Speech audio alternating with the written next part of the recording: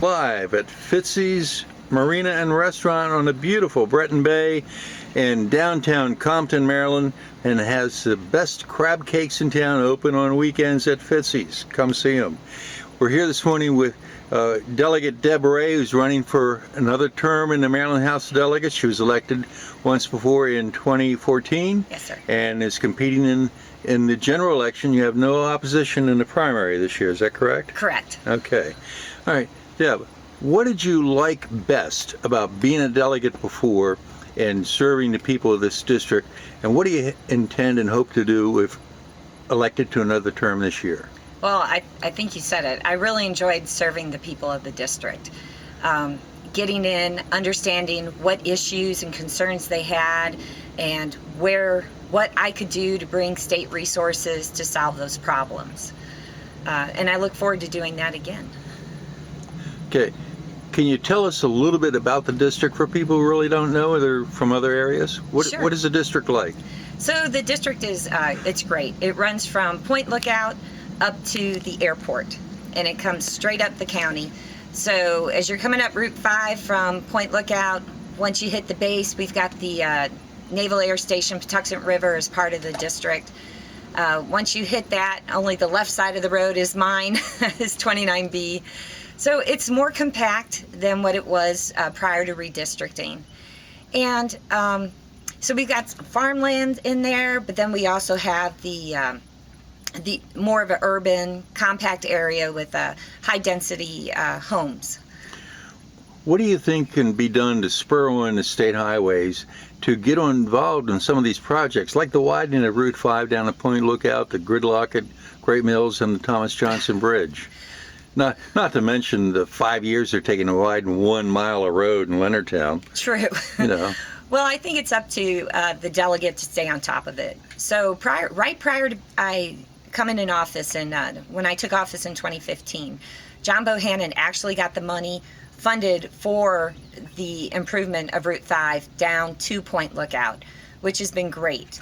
And I worked with State Highway at that time, kept on top of them, said, you know, what is the status? What are we doing? I really encouraged them to take more of the state property to use instead of taking private property. I had citizens come to me during that time and ask for help with State Highway. And so I was able to negotiate some things or work with them to advise them maybe how to go forward in their negotiations with State Highway. Definitely encourage them to get a lawyer to help represent them in those issues. Great Mills Road and 5, that definitely needs to be improved. I worked on that, just as I'm sure John Bohannon worked on that. I worked in that. I know the current representative is working on that as well, and I will absolutely take up the helm next when I get back in office. I think the next step is to work with State Highway and the county, and even if we need to work with the federal government to make sure we get the permits put in place and start that project moving.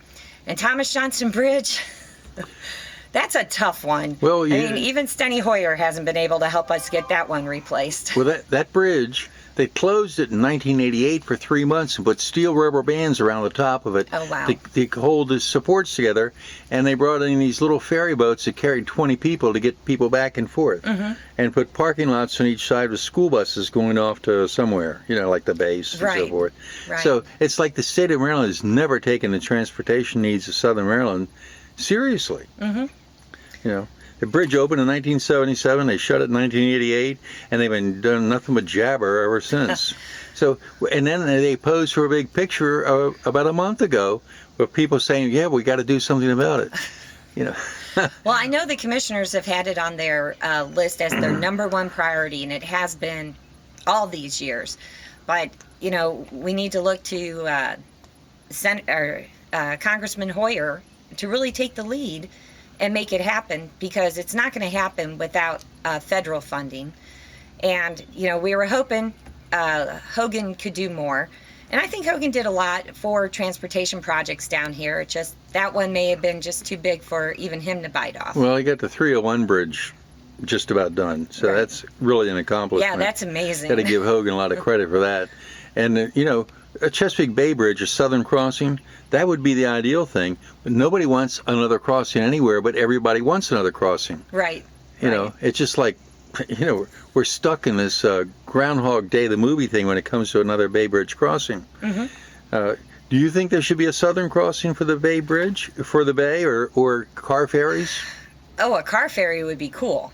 I mean, going from Point Lookout over to Crisfield or something? Yeah, and then even down to Virginia, maybe do a kind of a triangle. Okay. I don't know what the, Would you encourage a legislative study for that issue of Yes. establishing car ferries? Yes, and I think by the that way, there are fish jumping in the river behind you. That's what the occasional splash is. Which is cool. Either that or it's John Bohannon back there with the spy. Who knows? Okay. Deb, you have signs that say "Pain at the Pump" that you've been using in demonstrations and sign waving around the county. What is your take on how this incompetent Biden administration is just screwing up everything in this country and hitting people right in the gas tank? It has been very disappointing to see what the Biden administration's doing. I know I've read stories where they're shutting down leases. They're not giving out leases. There's some things going on with the XL pipeline that I need to do a little bit more research into just so I understand that whole impact there. But you can definitely see how this administration is impacting our inflation, the gas prices, everything's going up. And then what's awful about that is inflation rises, our gas tax goes up. On the 1st of July, I know you're aware, Ken, but it went up 7 cents because I think it was back in 2013 that they tied our gas tax to the consumer price index. So as your eggs and bacon and laundry detergent get more expensive, so does gas. And it's just an awful cycle because it takes gas to bring you all these things to the grocery store so that you can buy them. So it's just... It hits every product. When you go in the grocery store to the time you leave, and then you go by the gas station on the way home, and you're just paying 15-20% at least more for everything. Right. Right down the line. Right. And that merchant isn't making any more profit. Oh, no. And that is distorted by the Marxists you have in the White House. They don't know anything about the economy. They're failures at everything they do. Right. And then, I know they plus the current delegate is blaming it on Ukraine. Oh, yeah. And it's just like, well, first of all, we shouldn't be in that war. I'm sure there's a lot of things, but my personal opinion, I don't think we should be in that war. But that wouldn't be for me to say at the state level. That's definitely a federal issue that our representatives need to stand up for. Well, the thing is, we recently went through a series of candidate forums here, and the Republican Party did nothing to co-sponsor it. And they let the Republican candidates go in and get assaulted by stupid questions by leftist Democrats, which have nothing to do, as you just said, with St. Mary's County or the state of Maryland. And in the future, you've been very active in the party and a leader in the party. Will you see to it that the Republican Party participates in co-sponsoring and setting the rules for these debates?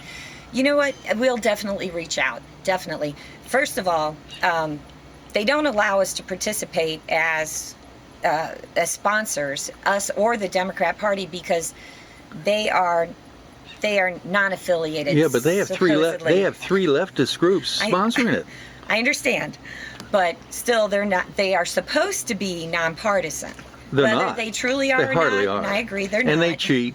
Right. They cheat at everything. Well, I don't know about cheating. No, but- I've been covering it for years. Okay. They've had moderators that are paid off by one candidate and moderating the debate. Paid to research the columns of Chris Brugman. Dick Myers did that. And they had another moderator in the Francier and Marianne Chasen debate in 1994 who had contributed to Marianne Chasen and was moderating. Oh. Yeah. Yeah, so that's not good at It's been all. tainted all along. And there's all these little things, and they're not honest about it. So to help the Republicans, I'm the president of the Republican Club, and we actually hosted a debate among the Republican candidates who were running for office. We did that at the Tap House. Right. And it was great. It was well attended, and I think what was good about it, especially to help the candidates, for a lot of them, it was their first debate, and I think it helped them get the butterflies out. Although I tell you, that debate at the library is very intimidating. It's not something fun to look forward to. Well, especially when you know the audience is going to pepper you with left-wing questions. Yes, I mean, exactly. That's part of the problem. Right. They're setting you up there so they can say, well, do you approve of Joe Biden? Well, I mean, they really should stop asking that question, because I don't think anybody approves it. Even the Democrats are out for him now. Okay, so would you hold another one of these forums for the candidates and maybe even live stream it? Oh, for the general? Yeah. Well, I'd have to get some more support for that. Well, you could call the Democratic Central Committee and say, let's leave these leftist groups out of it and do it ourselves. That's true. That's okay? true. Fair is fair. Right. All right. Okay. How about the issue of taxes and then also of crime? We've seen a real increase in crime, gangs running around in broad daylight on Peg Road, shooting each other at 4 o'clock in the afternoon. I mean, a murder, this year. Mm-hmm. And the sheriff tries to say, oh, crime's not a big problem, we can't arrest our way out of it. But we're making a lot of arrests, so you can't have it both ways. And we have a new a $26 million sheriff's palace in the Capitol budget. Now, I know as a delegate, you don't put it in there, but when the bonding authority comes through, you'll have something to say about that, won't you? Well, we definitely. So the 4 years I was in, we argued with the county commissioners over the bonding authority, and we just kept. And tell the viewer exactly who pays for what goes in the bonding authority. Well, the taxpayer does. Exactly. It's you and I. Right. So that's why we need more people to show up at the county budget hearings and really tell the commissioners what we need and what we don't need. Well, the county commissioners never even asked for any public input on a $26 million expenditure. They didn't have a joint space needs study. Their staff, that's what Randy Guy says, their staff thought it was a good idea. I asked Randy, if your son says it's a good idea for a new house, are you just going to pay the bill because he likes the idea? He goes, right. No. I said, why are you sticking us taxpayers with that? Why do you do that? Well, I know I've talked with the sheriff and plenty of the deputies. I do know they need a facility for when they receive the evidence, especially when they're dealing with the drugs. They need a better HVAC capability to make sure that, if something gets opened, that, and especially if it has fentanyl, that it protects, that they're protected. But I know we have a lot of office space.